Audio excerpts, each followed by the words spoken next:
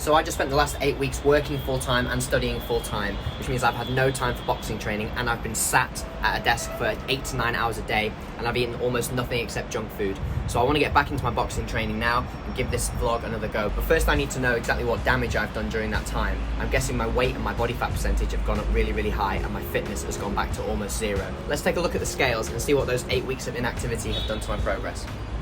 So for my height and build, I should be around 65 kilos, but I think I'm going to be considerably above this after weeks of inactivity.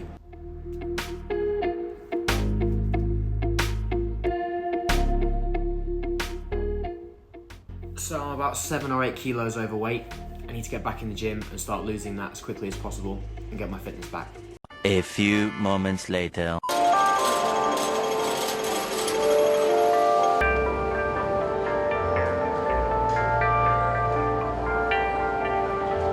Right, well, talk about deja vu. The second I'm ready to start my boxing training again, all the gyms have closed for a 4th time.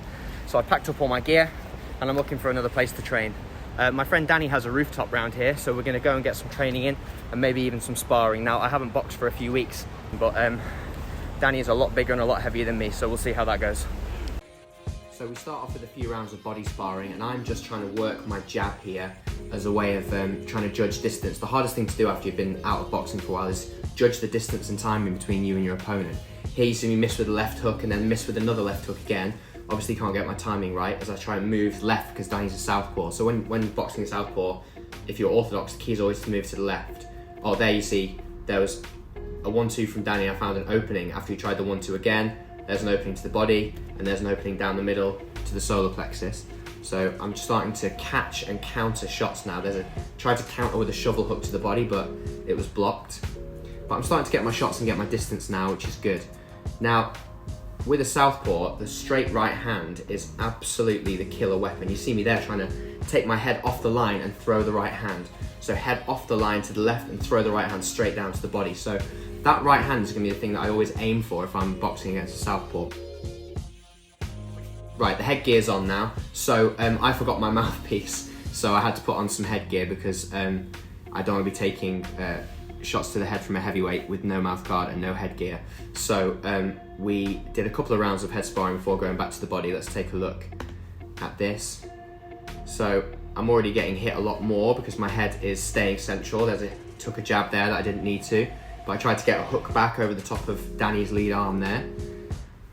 And you can see lots of this is just feinting, me moving forward.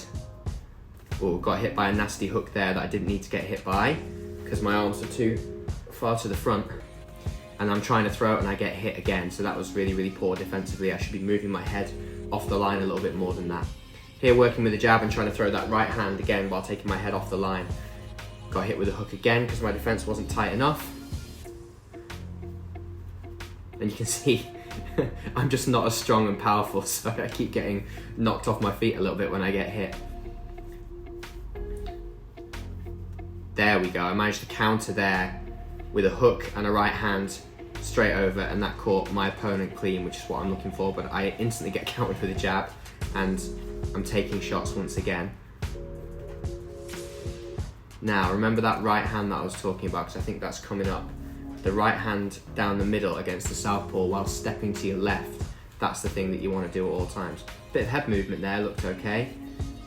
Oh, there you see I got knocked off balance by a hook because my feet aren't where they should be.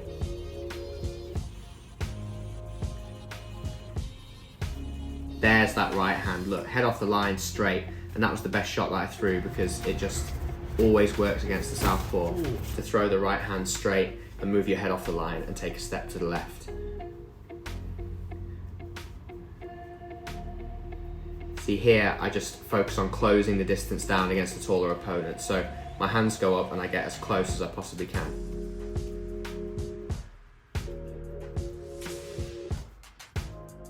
Back to body sparring now, and we can let our shots go a little bit more because when you body spar, the size difference is not so important. So I'm really letting some big hooks and right hands go here.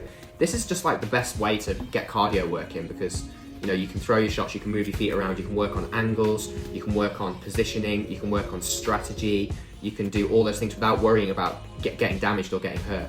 So I really, really like body sparring. It seems like we're just whacking the hell out of each other, but you still have to work on your timing, your distance, and it's still a great workout in terms of fitness and you know, working on your gas tank. One thing that I try to do here is wait for my opponent to punch himself out and then choose when I attack back for times when I can feel that they've tired out a little bit.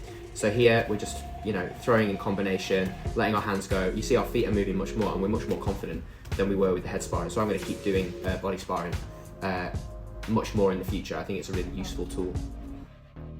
So one thing I noticed when I was on the roof doing that little bit of sparring was that I was lacking those really like short bursts of energy that you need for phases of attack when you're in a boxing match.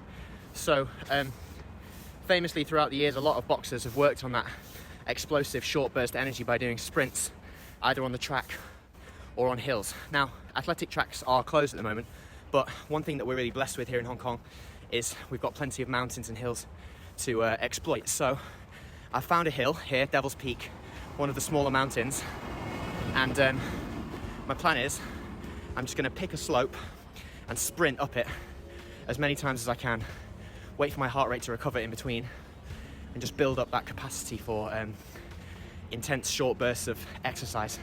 So this will be probably quite ugly, but really effective work, hopefully, for increasing my fitness and getting me ready to return to the boxing gym. So this is my warm-up now. I'm just walking up the mountain, and when I find a good spot, put the camera down, get sprinting. So this is the stretch of track that I've chosen for my sprinting. I'm just going to do a quick warm-up, once like moderately fast, and then we'll get into the working sets.